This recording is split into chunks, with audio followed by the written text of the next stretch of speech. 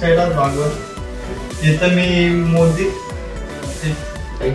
Modi वंडाई Thane showroom इथं मी visit केलेलं. मला इथली सर्व्हिस खूप भारी वाटली.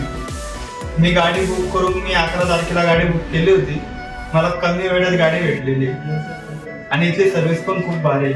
ऑरा गाडी मी घेतलेली आणि तिचे फ्युचर पण खूप भारी आहे. आणि मी आता तिला टी परमिट घेतलेली मी आणि ते ओलावरती लावलेली आहे.